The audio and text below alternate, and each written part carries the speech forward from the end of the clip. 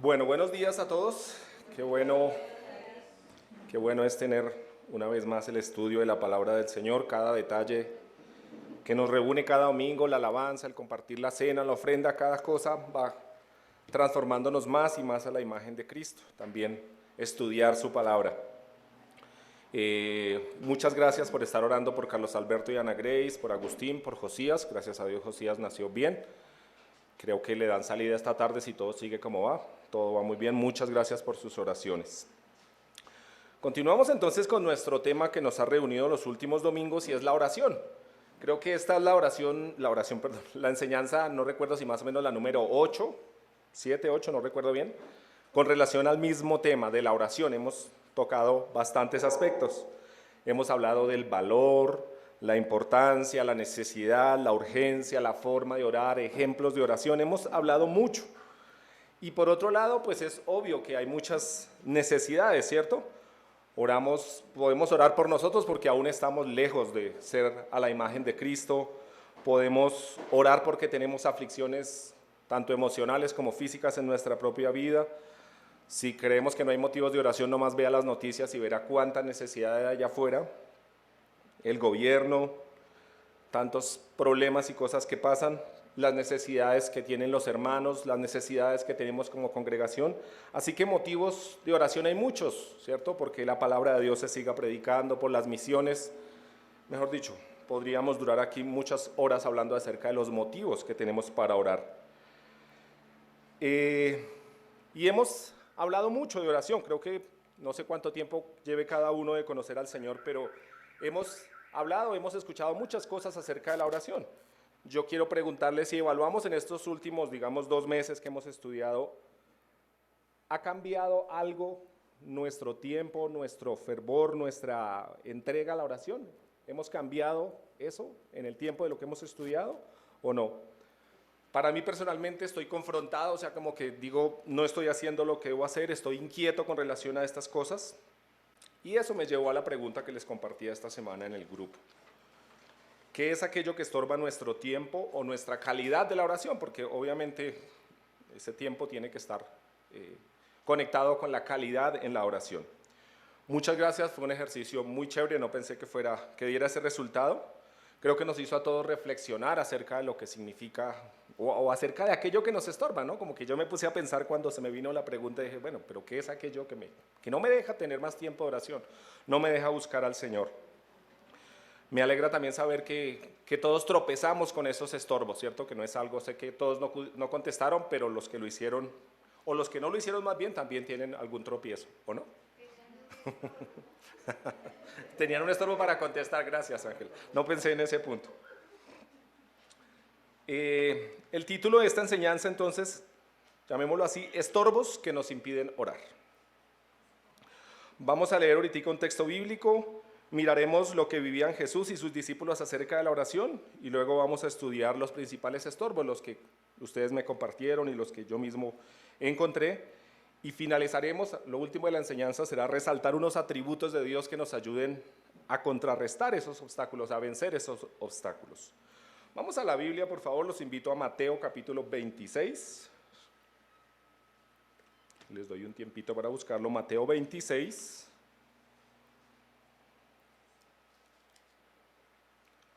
Vamos a mirar versículos desde el 36 hasta el 46. 26, 36, 46, fácil.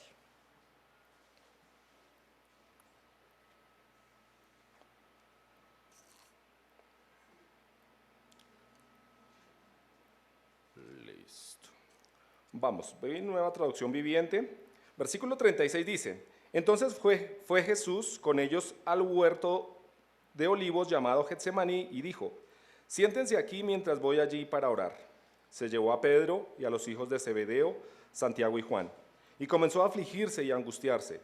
Les dijo, mi alma está destrozada de tanta tristeza hasta el punto de la muerte. Quédense aquí y velen conmigo. 39. Él se adelantó un poco más y se inclinó rostro en tierra mientras oraba. Padre mío, si es posible que pase de mí esta copa de sufrimiento, sin embargo quiero que se haga tu voluntad, no la mía.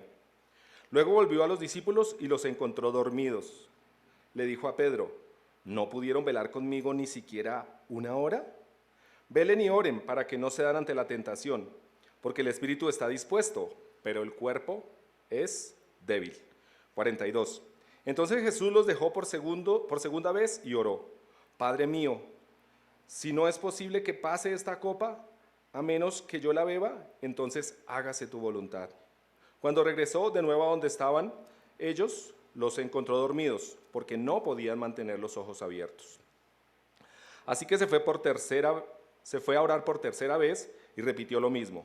Luego se acercó a sus discípulos y les dijo: Adelante, duerman y descansen, pero miren, ha llegado la hora y el Hijo del Hombre es traicionado y entregado en manos de pecadores. Levántense, vámonos. Miren, el que me traiciona ya está aquí. Señor, queremos dirigirnos en oración a ti, Señor, entregar ese tiempo de enseñanza en tus manos. No es en nuestras fuerzas, Señor, que yo voy a enseñar, ni en las fuerzas en que los que me escuchan van a poder aprender y entender. Necesitamos depender de ti y de tu Espíritu para que tu palabra realmente sea viva en nosotros, Señor. Oramos porque salgamos de aquí pensando en los cambios que debemos hacer, que nos ayudes a saber cómo debemos vivir. Gracias por Cristo, gracias por el ejemplo que Él nos da, Señor. Ayúdanos a pensar en lo que significa la oración para ti y ayúdanos a que hayan cambios en nuestra vida, Señor. Gracias por tu palabra porque es perfecta, gracias por el privilegio de tenerla, gracias porque la tenemos en nuestro idioma y nos permites orar y estudiar tu palabra con libertad. En el nombre del Señor Jesús pedimos todo esto. Amén. Este texto bíblico, si lo miramos a profundidad, impacta. Los discípulos habían pasado ya mucho tiempo con Jesús, ¿cierto? Este evento sucede, creo que la noche de su muerte o la noche anterior a su muerte, o sea, habían pasado, por decirlo así, 3 años ya con él, lo conocían. Habían visto a Jesús hacer grandes milagros, lo habían visto que era perseguido, lo habían visto, o sabían que lo iban a matar, ¿cierto? Era un momento crucial en la vida de Jesús. Y Él los invita, les dice: vamos conmigo, acompáñenme a orar. Y los lleva al Getsemaní y les dice, en esta nueva traducción viviente: mi alma está afligida, destrozada de tanta tristeza, hasta la muerte. Quédense aquí, velen conmigo. O sea, miren la invitación que les hizo, les dijo, o sea, imagínense que alguien le diga eso a usted, ¿cierto? Que le diga: estoy tan asustado, tan afligido, tan angustiado, venga, ore por mí. Y que esa persona se quede dormida, ¿usted cómo se sentiría? Que no le importa lo que está pasando, ¿cierto? Que no entiende, o sea, están a punto de matarme y usted se queda dormido cuando debe orar. Velen conmigo, les dice el Señor. Dice que Él se fue a orar nuevamente, se fue a orar y los encontró dormidos. El peligro bajo el que ellos mismos estaban era real, estaban a punto de capturar al Señor, venían soldados romanos, venía la guardia del templo, venía todo el mundo a capturarlo, ¿cierto? Había un peligro real para ellos y ellos se quedaban dormidos. Como dicen por ahí, los viejitos dicen, se duermen cuidando el tigre, ¿cierto? Muy bien, sí se sabe. Los jóvenes ya no se saben los adagios que no sabíamos nosotros, ¿cierto? Ya hoy en día no, solamente los mayores contestamos, se duermen cuidando el tigre. O sea, estaban en el medio de un peligro propio, era para ellos también. Ellos no sabían que se iba a formar una batalla allí y se quedaron dormidos.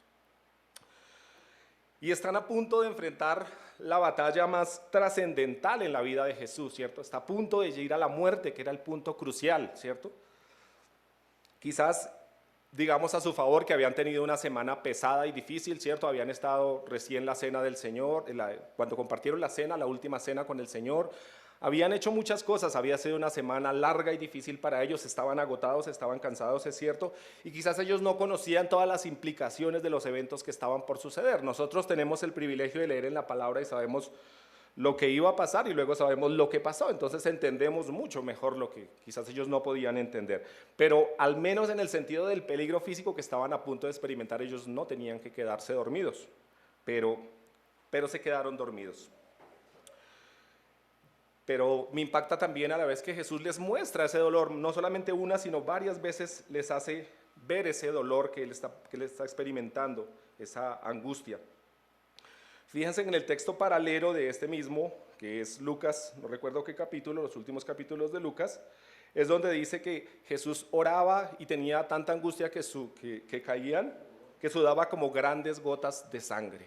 O sea, el Señor estaba realmente angustiado, era un momento, y creo que los discípulos pudieron ver todo eso, vieron que no era algo superficial, era real lo que estaba pasando. Jesús los confronta, les dice, no pudieron velar siquiera una hora, o sea, el Señor no les dijo, pasemos la noche orando, sino les dijo, velen conmigo al menos una hora. Pero, y en ese contexto es que les dice, velad y orad para que no entréis en tentación. Él se va, el Señor Jesús se va por tercera vez y sigue orando, y una vez más regresa y ellos están, como dicen por ahí, roncando con gemidos indecibles. Están profundos nuevamente, se quedan dormidos todo el tiempo. Y este relato, vuelvo y digo, nos estremece o nos debe estremecer. Es el contraste entre un Jesús muy afligido y ellos durmiendo. Había algo que impedía que estaban, o que estorbaba más bien las oraciones de ellos. Como dice Pedrito, estaban muy relajados, demasiado relajados. Y quizás han pasado algo así como 2000 años, pero estamos como igual, ¿cierto? Hay muchas cosas, muchas razones por las que podemos orar y sin embargo nos quedamos dormidos también. Y creo que por eso quise que estudiáramos eso, que pensáramos en eso. ¿Cuál crees que es el principal estorbo que nos impide pasar más tiempo en oración? En mi caso, yo coloqué mis respuestas antes de que ustedes me respondieran para que no sentirme como coaccionado con lo que ustedes me dijeran. Yo coloqué duda, mala organización del tiempo, sentir que Dios no me responde, la falta de organización en mis actividades diarias y la soberbia. Esas había colocado yo personales. Algunos de ustedes me respondieron cosas muy parecidas, creo que se identificarán los que me respondieron con las que ustedes me dijeron allí, ¿cierto? Yo las quise organizar en 3 grupos, como que agrupé más o menos las que se caracterizan o que son muy parecidas, hice 3 grupos. Vamos a mirarlos y al final vamos a mirar qué herramientas nos ha dado Dios como para vencer esos estorbos.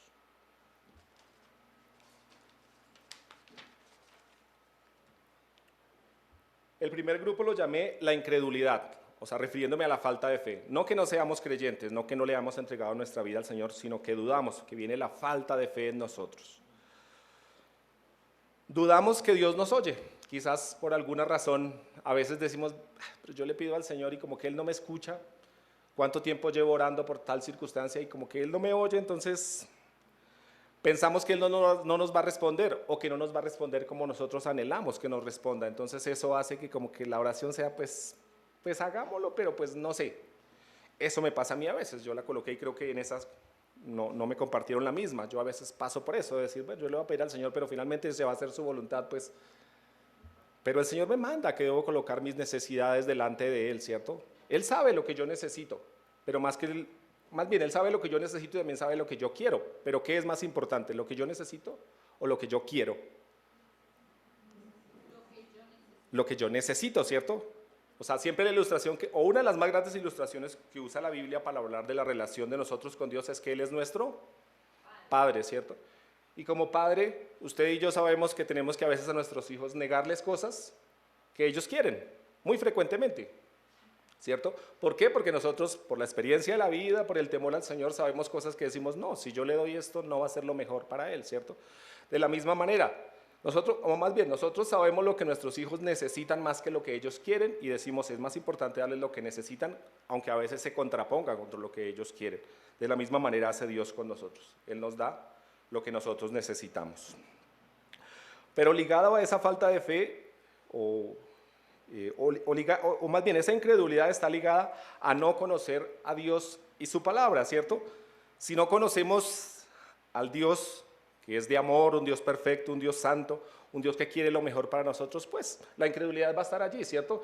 Es como si, no sé, como si tuviéramos a un Dios pequeño, ¿cierto? Como si pensamos en una persona, no sé, pensemos en el papá, ¿cierto?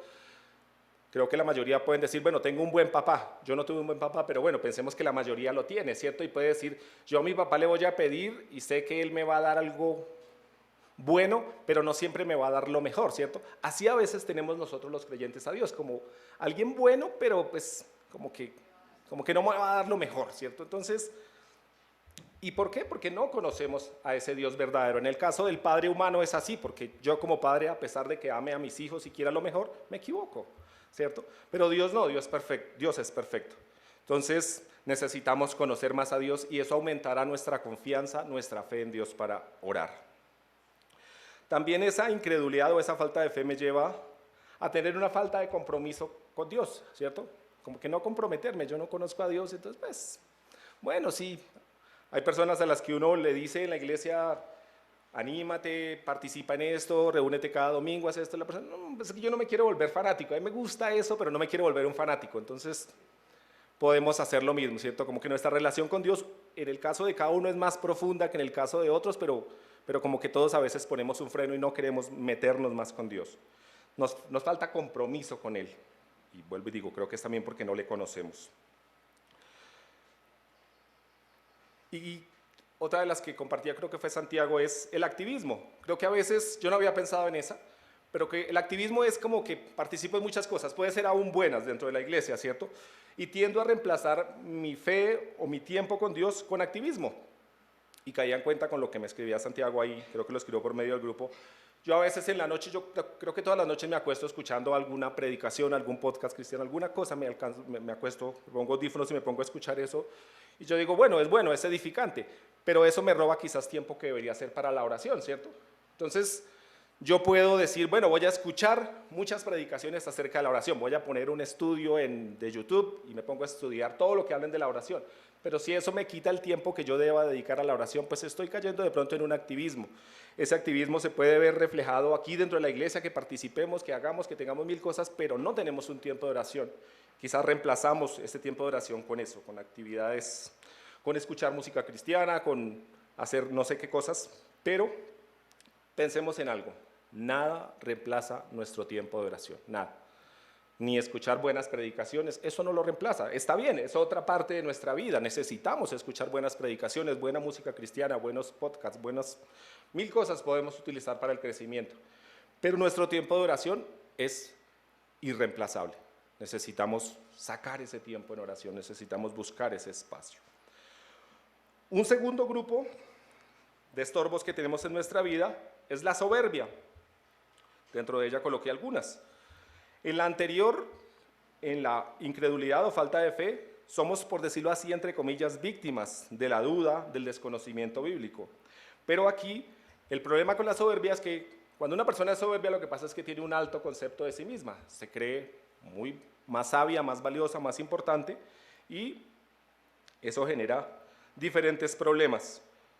Se refleja en un orgullo. Si yo soy soberbio, digo, pues yo puedo. Entonces, en ese caso, pues como que yo no necesito tanto orar, porque yo sé que yo me la rebusco y eso yo soluciono los problemas que tengo, eso yo salgo de esta, yo he salido de 1000, ¿cierto? Y está bien tener un sentido optimista, pero si dentro de ese sentido optimista no está Dios, entonces es algo humanista y no bíblico.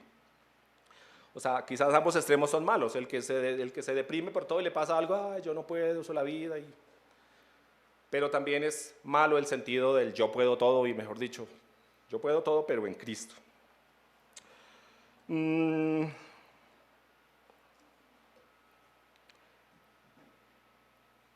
Ahora, pensemos en algo. Nosotros no solamente le pedimos a Dios en nuestra oración para que Él nos dé o nos ayude con algo, sino también es una forma de colocar lo que vamos a hacer delante de Él, como de alguna manera como pedir permiso, ¿cierto? A mí me cuesta cuando mis hijos dicen, es que voy a hacer tal cosa. Uno dice, pero ¿pediste permiso? O sea, ¿vas a ir a tal lugar o vas a hacer esto? Pero preguntaste a tu mamá, me preguntaste qué vas a hacer, ¿cierto? Quizás no es por celos con los hijos, sino que uno dice, bueno, quiero saber qué estás haciendo, hasta para estar orando por ti, para ayudarte, para lo que sea. En nuestro sentido como creyentes debemos depender de Dios, ¿cierto? Cada cosa que vamos a hacer debemos orar y decirle, Señor, es tu voluntad que yo haga esto, es tu voluntad que yo haga este negocio, que yo vaya a tal lugar, que yo me reúna con tal persona, ¿cierto? Entonces no solamente oramos para que Dios apareje las cosas y las soluciones, sino que también para contar con Él. Pero cuando hay soberbia en nuestro corazón, entonces como que pensamos, no, yo arranco, o sea, yo soy independiente, yo no necesito de eso. Y quizás estamos en un tiempo en que es difícil esto porque se promueve el yo, estamos en la era del yo, ¿cierto? Hoy en día las eslogans son el potencial está dentro de ti, sueña lo que quieras hacer y arranca que eso tú puedes, ¿cierto? Pero dentro de eso no colocan a Dios. Y parece bueno decir, hágale, arranque. O sea, a veces a los hijos o a las personas tiene que decirle, dele, ánimo, hágale, no tenga miedo. Pero si dentro de eso no colocamos a Dios, vuelvo y digo, es meramente humanismo y positivismo humano, que parece bueno, pero no tiene nada de bíblico y nada de cristiano. Estamos en la época de la autopromoción, autocuidado, autoayuda, autoaprobación. Por dicho, nos va a tocar tener un buen parqueadero porque tenemos muchos autos en este tiempo. Pero fíjese que la Biblia eso lo define como egoísmo. Egoísmo es de yo mismo, de mí, de todo para mí. Esta autosuficiencia nos lleva a declararnos como en independencia de Dios, ¿cierto? No dependo de Él, no necesito de Él. Bueno, cuando ya la cosa está muy complicada, lo llamo, pero el resto yo puedo solo. Pero fíjese que no, que Dios nos llama a depender de Él. Acompáñenme, ¿no? ¿Quién quieres leerme, Pablito, por favor? Juan, Evangelio de Juan, capítulo 15, versículo 4, por favor. Permaneced en mí y yo en vosotros, como el pámpano no puede llevar fruto por sí mismo, si no permanece en la vid, así tampoco vosotros si no permanecéis en mí. ¿Qué dice el 5? ¿Cuál es el que dice apartados de mí nada podéis hacer? ¿Ya lo leíste ahí?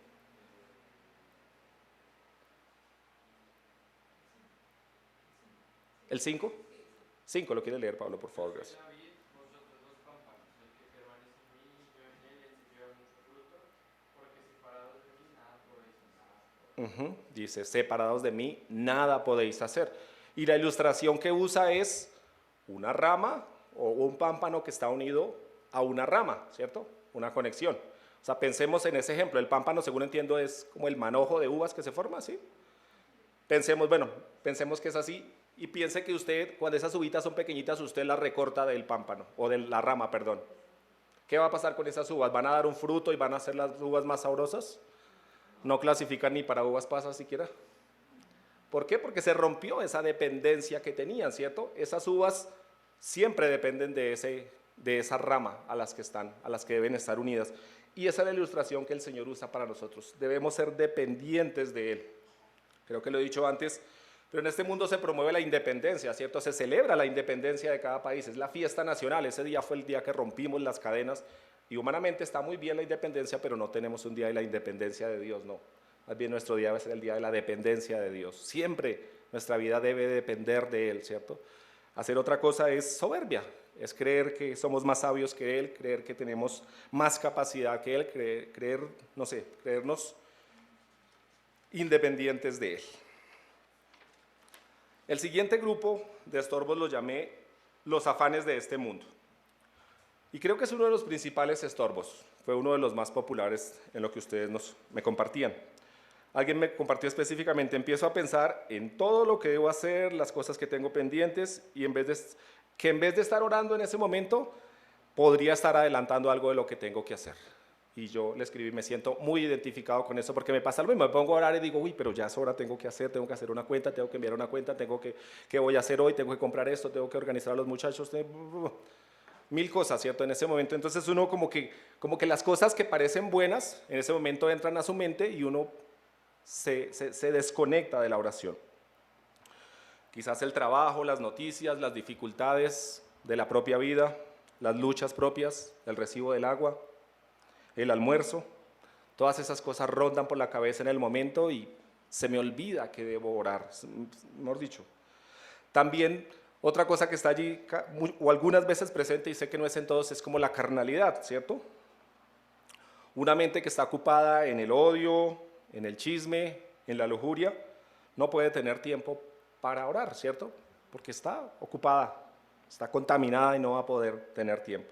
Pero lo más común es que las cosas que aparentemente son buenas son las que se nos atraviesan, muy normales, pero se nos vuelven un estorbo, los quehaceres de la diaria vida, ¿cierto? El trabajo, el estudio, la familia, algo de entretenimiento, el sueño, el deporte, son cosas que son buenas, ¿cierto? Yo no puedo decir es que el fútbol es malo, jugar fútbol, o no sé, o entretenerse algo, mirar el Facebook a veces, ¿cierto?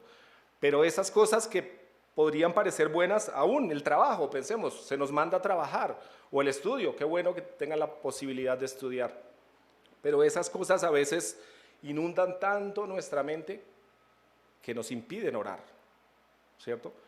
No nos dejan sacar ese tiempo, les dedicamos tanto tiempo, se nos vuelven tan importantes que nos roban el tiempo.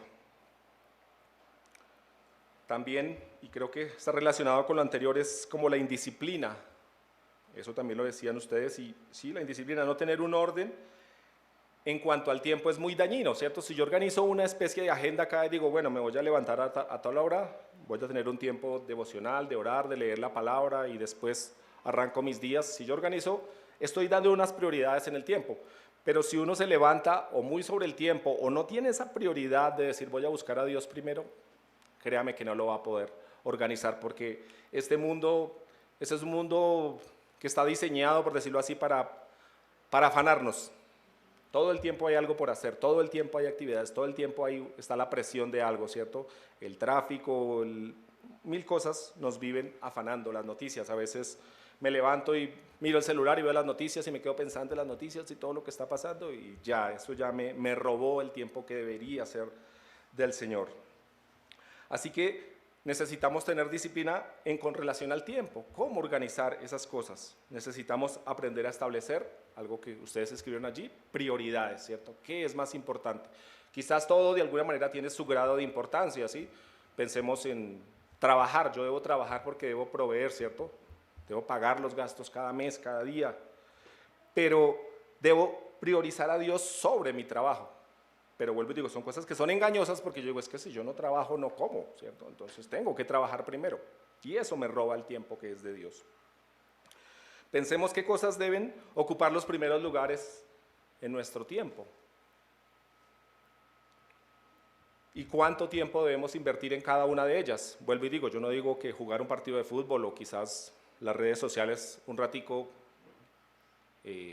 no necesariamente son pecaminosas ni malas, ¿cierto? El deporte es bueno, nos mantiene saludables, pero si yo no le doy la prioridad y el tiempo justo, entonces quizá le estoy invirtiendo demasiado tiempo al Facebook, a las redes sociales o al deporte o a otras cosas y ese tiempo se lo estoy quitando a Dios. Entonces es balancear, es decir, el tiempo más importante, si Dios es lo más importante, entonces para Él es el tiempo más importante y las otras cosas las organizo en pro de eso. Pero a veces quizás nuestra vida va a la deriva, entonces me quedo un ratico, ay, voy a mirar las redes sociales o voy a hacer esto. Entonces necesitamos organizar. Si amáramos más a Dios, lo podríamos o lo pondríamos en el lugar que corresponde. Quizás eso es parte de lo que nos pasa, que no vamos a Dios como debemos amarlo y le tenemos en un lugar, no sé, no prioritario. No sé si dentro de todos esos estorbos toqué todos los que ustedes me dijeron y creo que habrán más, creo que si seguimos pensando y si seguimos siendo sensibles, encontraremos aún otras cosas que están allí y cada caso puede ser diferente, cada uno tiene diferentes cosas que le atañen, que le atacan. Pero creo que, repito, en su mayoría todas esas cosas se dan porque no amamos a Dios tanto como deberíamos amarlo. La Biblia dice que el mayor y más grande mandamiento es amar a Dios con todas alma, cuerpo, corazón, fuerzas. Y pensemos en eso, escuché hace poquito como una enseñanza acerca de eso y me hacía pensar, sí, creo que no, tenemos que reconocer honestamente que, no sé si puedo utilizar el nadie aquí ama a Dios sobre todas las cosas, pero debería ser nuestro objetivo de vida, ¿cierto? Es decir, ¿qué es aquello que amamos más que a Dios? Él debería ser el mayor fruto, o el mayor fruto no, el mayor, ¿cómo se llama? El mayor objeto de nuestro amor, la mayor persona de nuestro amor. Pero nuestro corazón se va hacia algo, nuestra mente, nuestras fuerzas las invertimos en muchas cosas. Quizás un buen termómetro es decir, ¿a qué le invertimos más tiempo y más esfuerzo, cierto? Y eso es lo que está en el primer lugar de nuestro corazón. Debemos contrarrestar eso, luchar con eso, decir, Dios debe ser lo más fundamental en nuestra vida, lo primero, lo que más amamos. Si lo amáramos así, el tiempo de oración sería una delicia. Y tal vez no amamos a Dios tanto porque no lo conocemos. Pensamos que lo conocemos y me gusta mucho pensar en Job. Job dice, en el capítulo 42, miremoslo por favor, 42, 5 y 6. ¿Quién me puede ayudar a leerlo? Job, capítulo 42. Mi esposa me lo va a leer, gracias, o no lo va a leer, gracias. 42, 5 y 6. De oídas te había oído, mas ahora mis ojos te ven. Por tanto me aborrezco y me arrepiento en polvo y ceniza. Gracias, amor. Dice, de oídas te había oído, pero ahora mis ojos te ven. No sé si la mayoría o creo que todos han leído el libro de Job, ¿cierto? Al principio se nos dice que era un hombre justo, era un hombre bueno, lo describe casi como perfecto, el más justo a su alrededor. Pero luego Job sufre, los siguientes capítulos se queja, vienen sus amigos a tratar de explicarle la voluntad de Dios y consolarlo. Pero los últimos capítulos se desenlaza todo, ¿cierto? Dios mismo le habla a Job y le dice, ¿dónde estabas tú cuando yo creé la luz? ¿Dónde estabas tú? O sea, le quita todos los mitos que Job tenía, en los cuales él confiaba, que creía en Dios, en los cuales él descansaba. ¿Cierto? Dios le dice, ¿dónde estabas? Dime cómo sucede cada cosa. ¿Tú sabes algo de eso? Y Job al final dice, cierro mi boca y dice, de oídas te había oído. Quizás mirémonos. Estoy en eso, por eso es que les digo que la inquietud que está pasando en mi vida, hasta qué punto conocemos a Dios de oídas, ¿cierto? De lo que escuchamos en cada predicación, de lo que leemos en su palabra, pero no le conocemos, solamente hemos oído mucho de él y tenemos un lenguaje cristiano y hacemos actividades cristianas y estamos en un activismo cristiano, sin decir que no seamos creyentes, ¿cierto? Porque Job se nos describe como un hombre justo en el primer capítulo. Quizás era un hombre que conocía a Dios superficialmente y quizás nosotros conocemos al Dios que nos ha salvado nada más, pero nos falta conocerlo a mayor profundidad, meternos en su palabra, es decir, quién eres, o sea, conocer más y más de él, ¿cierto? Si le conociéramos, nuestra vida de oración cambiaría, podríamos decir como Job, de oídas, pero ahora mis ojos te ven. Ese es mi anhelo, que ustedes y yo podamos ver a Dios como Él es. Y en ese propósito quise tocar algunos atributos de Dios muy superficialmente.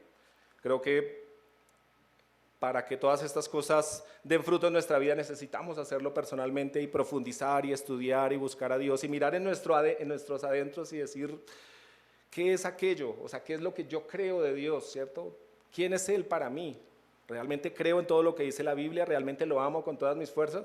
Y si como yo usted tiene que reconocer que no lo ama con todas sus fuerzas, entonces hay algo que tenemos que hacer, ¿cierto? Es decir, Señor, muéstrame qué es lo que hay dentro de mí. Es una mirada hacia adentro a lo que los invito. Ahora, en la enseñanza anterior les compartía que la lectura de la Biblia y la oración van unidas, ¿cierto? Yo debo orar para leer la Biblia y leer la Biblia para orar. Las dos cosas se van nutriendo entre sí y me ayudan a crecer. En esto de conocer los atributos de Dios es igual. Necesito orar para que Dios se revele claramente, porque yo puedo leer un texto bíblico y puedo recitarlo aquí, pero si no entra a mi corazón, está solamente aquí y es información nada más, no ha transformado mi vida.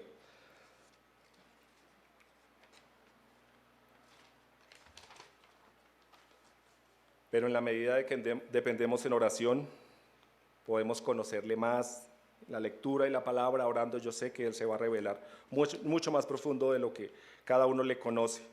No quiero que alguien se sienta ofendido y diga, yo sí conozco a Dios, y alguien puede decir eso con toda la claridad y nos quiere compartir y decir, mire, esto está transformando mi vida. Lo mismo en la oración, pensé en eso, yo dije, abrí la pregunta como que si todos sienten estorbo, si alguien dice, no, mi vida de oración fluye buenísimo y hice estos cambios en mi vida y son excelentes, no lo digo con ironía, lo digo con chévere que lo comparte y decir, mire, a mí me pasaba igual y hice estos cambios en mi vida y tengo una vida de oración muy buena, excelente, necesitamos eso entre nosotros. El primer atributo que quise resaltar de Dios es que Él es sabio. Eso nos dice su palabra. Y piensen en esto, o pensemos en esto. Dios sabe lo que es mejor para nosotros. Creo que ya lo dije, pero vale la pena repetirlo. Él sabe lo que es lo mejor. Si Dios no responde, lo que usted le está pidiendo específicamente es porque Él tiene algo mejor, tiene un plan mejor. Dios es sabio y nos revela en su palabra su voluntad. A través de su palabra, a través de la lectura de su palabra vamos a conocerle más y nuestra vida de oración va a descansar en eso. Nos instruye cómo vivir, nos instruye acerca de lo que es mejor para nosotros. Nos hace también saber lo débiles, lo pecadores, lo necesitados que somos, lo limitados que somos, ¿cierto? Si yo soy soberbio, necesito entender que Dios es sabio y abundantemente más sabio que yo, ¿cierto? Eso quitará mi soberbia. Cuando yo vea que Él es más, entonces bajará mi soberbia y digo, de verdad necesito depender de Él porque yo no soy lo suficiente sabio ni prudente para vivir esta vida. Un segundo atributo es Dios es justo. Como les decía, a veces no oramos porque sentimos que Dios no responde o permite cosas injustas a nuestro alrededor. Creo que una queja ya fuera de los incrédulos muchas veces es que si Dios está, si Dios existe, ¿por qué hay tanta injusticia en el mundo, cierto? Y como creyentes podemos a veces sentir, pero ¿por qué Dios no hace nada? Entonces necesitamos reconocer la justicia de Dios. Lo que está pasando es justo a pesar de que no lo veamos. Y muchas cosas que en primer término parecen injustas, un día van a ser juzgadas, ¿cierto? Pensar, hay que reconocer, ¿cierto? Allá afuera muchas veces el poderoso oprime al pobre, al necesitado, al débil, eso es verdad. Pero digo, o he aprendido a entender eso a la luz de un día todo eso va a ser juzgado, ¿cierto? Un día todo eso va a ser corregido, ¿cierto? El que hizo el mal va a ser juzgado. Entonces, descansemos en eso, Dios es perfectamente justo. Eso nos va a llevar a tener una vida de oración de confianza en Él, de decir, no importa lo que está pasando, sé que Dios está orando justamente a pesar de que me sienta afligido. Eso me llevará a orar constantemente, no dependiendo de la respuesta de Dios, porque a veces uno puede orar por algo y luego frustrarse y decir, yo no sigo orando porque es que Dios no obra de la forma en que yo quiero. No, confiemos en su justicia, ¿cierto? Yo pienso como cuando lucho, porque he luchado con eso de la justicia de Dios, pienso es como una película, ¿no? Usted puede ver una película, pensemos que sucede la escena injusta, ¿cierto? En que el poderoso mata o roba o atraca o hace algo al débil y uno apaga el televisor o por donde está viendo eso y se queda con esa escena y dice, no, mire la injusticia, es demasiada injusticia, ¿cierto? Pero si usted sigue el hilo de la película, al final ve que el malo es castigado y el bueno es colocado en mejor lugar o es... Entonces, al final usted dice, bueno, si usted termina con su corazón más tranquilo, decir, sí hubo justicia. Creo que vuelvo y digo, así sucede en este mundo, hay unas escenas injustas y estamos viendo la escena injusta en este momento, pero un día va a llegar la escena en que se establece la justicia y en eso podemos descansar. Un tercer atributo de Dios es fiel. Si conociéramos más a Dios y lo que Él ha prometido, iríamos a Él no solamente a pedir, sería un deleite. Y también entenderíamos algo, la oración no fue solamente una herramienta o un medio que Dios nos dio para pedir solamente. La oración debe ser un tiempo de nosotros de comunión con Dios, de comunicación con Dios, ¿cierto? Vuelvo al ejemplo de los padres y los hijos. Piense que sus hijos solamente venga a usted a pedirle, ¿no? Papi, necesito para esto, papi, me compras esto, papi, esto, y el resto del día no habla con usted. Solamente sería, dame. ¿Cómo se sentiría usted de decir, este hijo le falta algo, ¿cierto? No viene a agradecer, no viene a contarme cómo va su vida. Entonces entendamos la oración como eso, no solamente es una forma en que yo me acerco a pedirle a Dios que me dé, sino es una forma de comunicación con Dios. Pensemos en el ejemplo del Padre. Cuando voy a orar, puedo decirle, Señor, me estoy sintiendo así, estoy sintiendo duda, estoy sintiendo pereza, estoy sintiendo tentación, estoy sintiéndome así, ¿cierto? Claro, parte del propósito es pedirle a Él, colocar nuestras necesidades, pero pensemos en tener esa comunión, que sea un deleite acercarnos a Él, solamente por hablar con Él. Quizás cuando pasemos a ese punto de confiar en la fidelidad de Dios, podemos alabar y adorar a Él como la palabra nos dice que podemos hacerlo, ¿cierto? Con alegría, con confianza, con fervor. Y pensemos que la mayor muestra de la fidelidad de Dios es Cristo, ¿cierto? Eso nos dice la palabra. Dice que si Él entregó a Cristo, ¿cómo no nos dará con Él todas las cosas?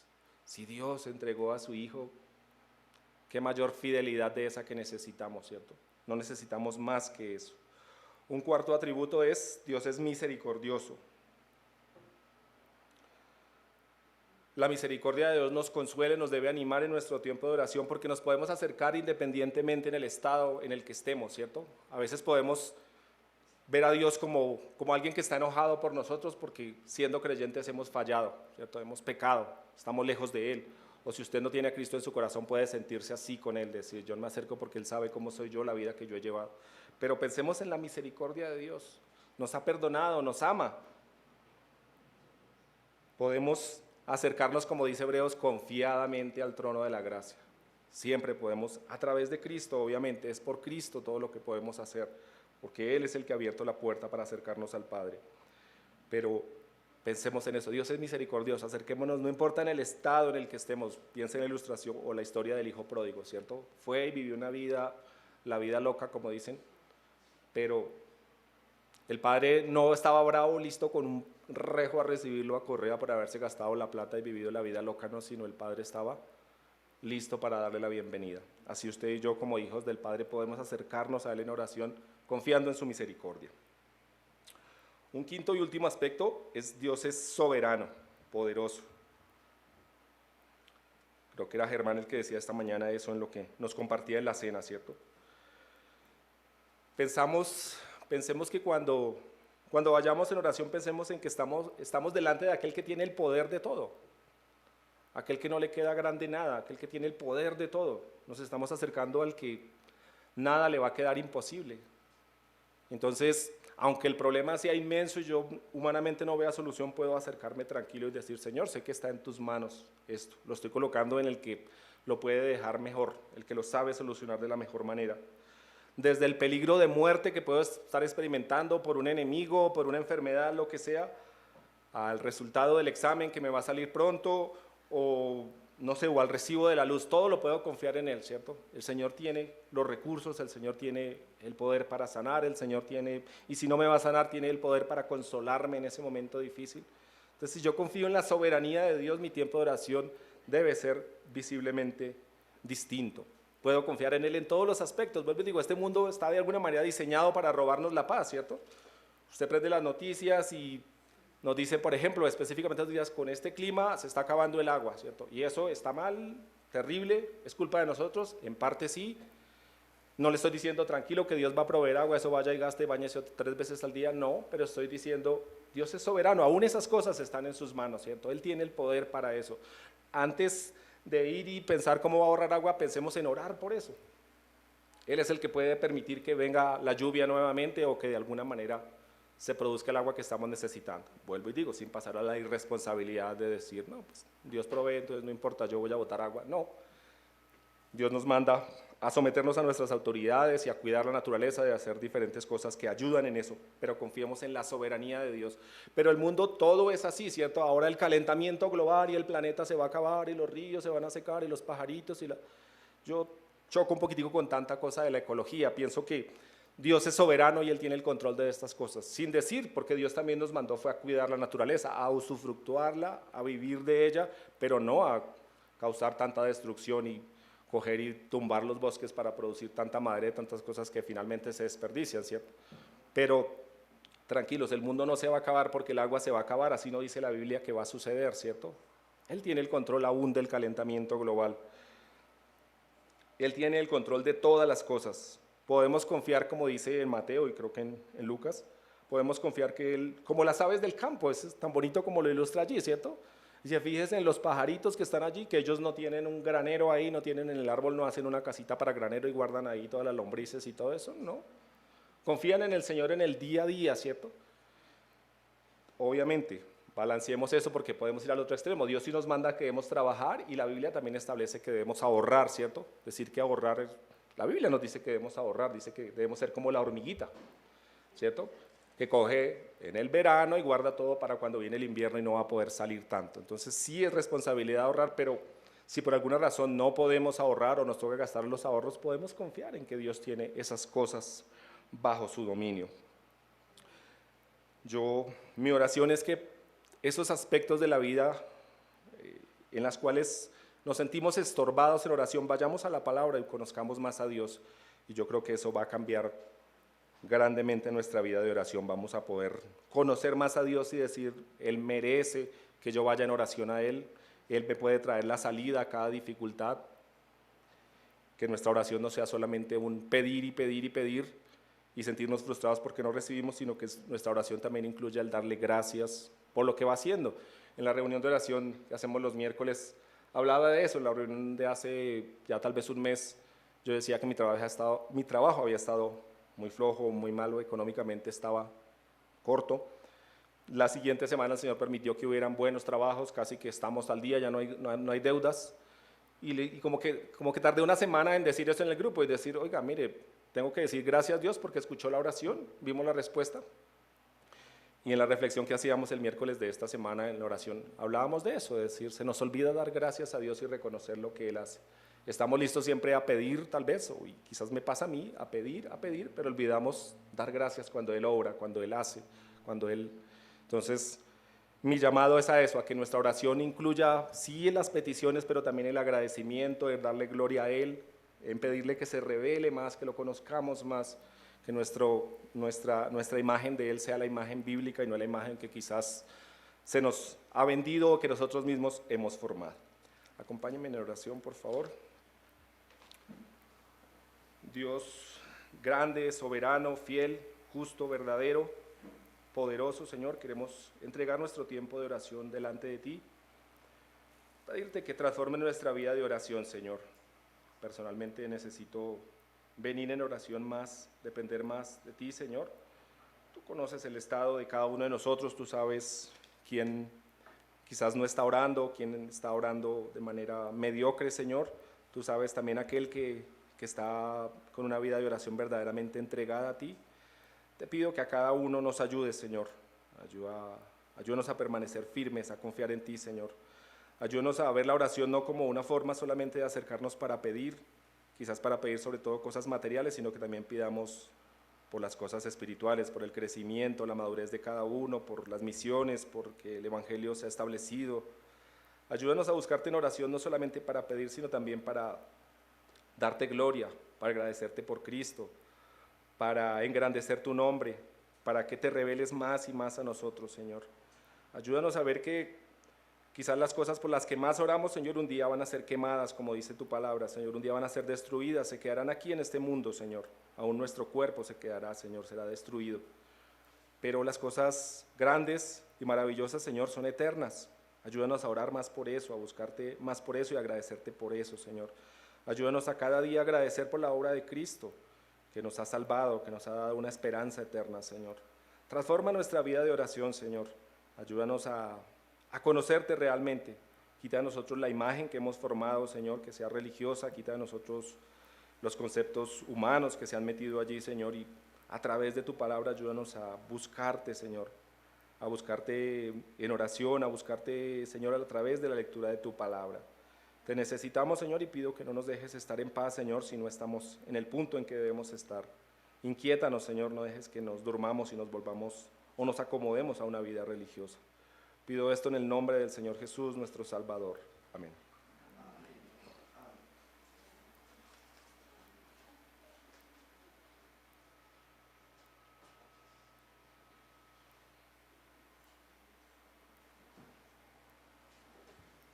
Bueno, mis hermanos, nos acercamos al final de la reunión. Tenemos algunos anuncios rápidamente para darles. Primero de ellos, el martes, próximo martes, en el horario habitual, 5:30, tiempo de oración, Salmo 102.